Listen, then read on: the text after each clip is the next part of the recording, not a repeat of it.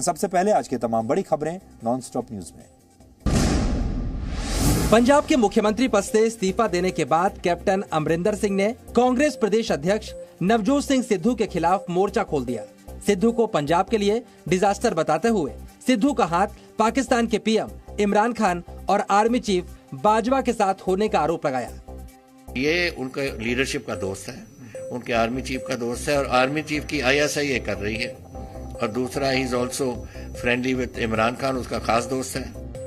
Captain ने कहा, ये राष्ट्रीय सुरक्षा का मुद्दा है। हर दिन पाकिस्तान से ड्रोन और ग्रेनेड आते हैं। पाकिस्तान कश्मीर में देश के सैनिकों को शहीद करता है और सिद्धू एक विभाग भी नहीं संभाल सकते। मैं तो कह के रहा है कि नहीं सांभ सकता, मेरा तो एक मिनिस्ट्री नहीं सांभ सकता, पंजाब कैसे सांभूंगा। और दूसरों लीव दैट। कैप्टन ने इससे पहले सहयोगी मंत्रियों के साथ शाम को 4:30 बजे के करीब गवर्नर हाउस जाकर राज्यपाल को अपना इस्तीफा सौंपा था और बाहर निकलकर खुद को अपमानित महसूस करने की बात भी कही थी। कैप्टन अमरिंदर सिंह के इस्तीफे के बाद पंजाब के नए सीएम के नाम का ऐलान कल सुबह हो सकता है। आज चंडीगढ़ में हुई कांग्रेस विधायक दल की बैठक में सीएम को लेकर अंतिम फैसला लेने की जिम्मेदारी सोनिया गांधी पर छोड़ी गई है। सोनिया गांधी आज रात तक फैसला करेगी, 4 दिन सुबह तक नवा मुख्यमंत्री देखने को मिलेगा। सूत्रों के मुताबिक चंडीगढ़ में कांग्रेस विधायक दल की हुई इस बैठक में अधिकतर विधायकों ने सुखजिंदर सिंह रंधावा को सीएम बनाने की मांग की है। खुद नवजोत सिंह सिद्धू रंधावा को मुख्यमंत्री बनाए जाने के पक्ष में है।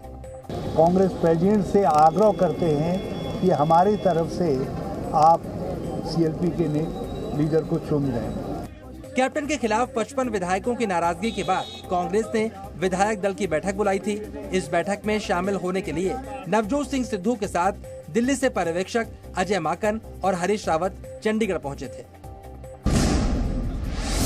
पूर्व केंद्रीय मंत्री और आसनसोल से बीजेपी के सांसद बाबुल सुप्रियो आज बीजेपी छोड़कर TMC में शामिल हो गए। TMC ज्वाइन करने के बाद बाबुल सुप्रियो ने कहा कि उन्हें काम करना है और उन्हें ये मौका मुख्यमंत्री ममता बनर्जी ने दिया। काम करना है, मैं वर्कहॉलिक, मुझे काम करना है। कहीं पे अगर मेरा काम करने, कहीं पे अगर मुझे काम करने का मौका, उस पे अगर फुल स्टॉप लगा दिया जाए तो मैं वो सहन करने वाला नहीं हूँ। ममता बनर्जी के भतीजे अभिषेक बनर्जी ने बाबुल सुप्रियो को TMC में शामिल कराया। TMC में जाने के बाद बाबुल सुप्रियो सांसद पद से इस्तीफा देंगे। रानाघाट से बीजेपी सांसद जगन्नाथ सरकार ने बाबुल सुप्रियो को मौका परस्त और गद्दार कहा।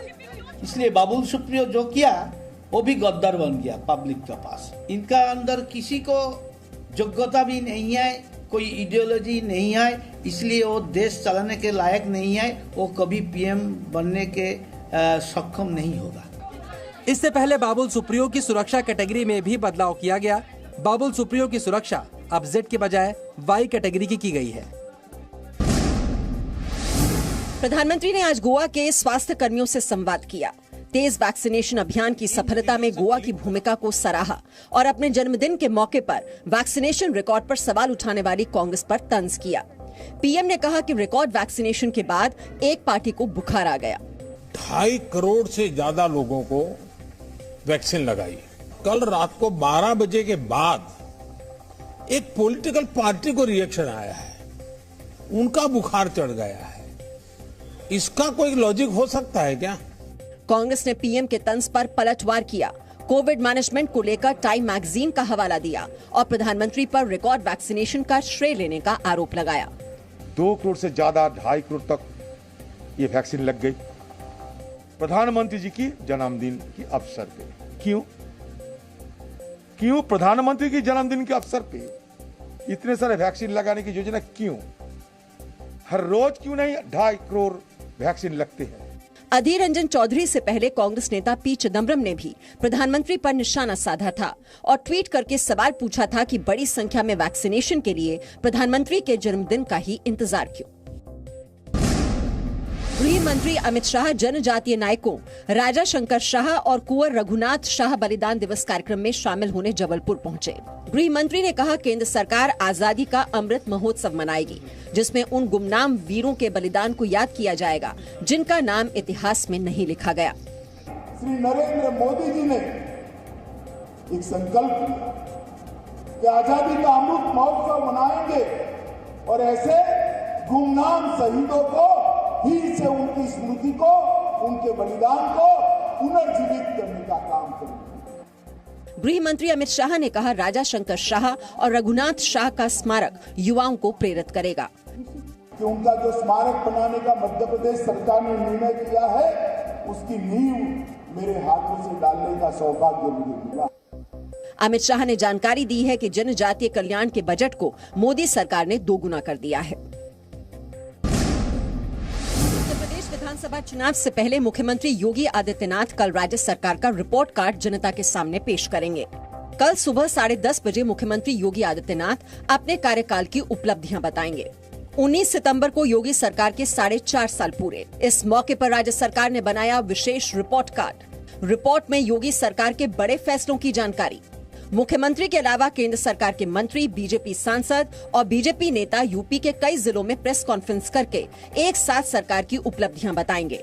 कल मुख्यमंत्री योगी आदित्यनाथ अयोध्या भी जाएंगे, जहां वो बीजेपी ओबीसी मोर्चा कार्य समिति की बैठक के समापन कार्यक्रम में हिस्सा लेंगे। 19 तारीख को पिछड़ा वर्ग सम्मेलन को माननीय मुख्यमंत्री योगी आदित्यनाथ जी अपराह्न 3 बजे समापन करेंगे।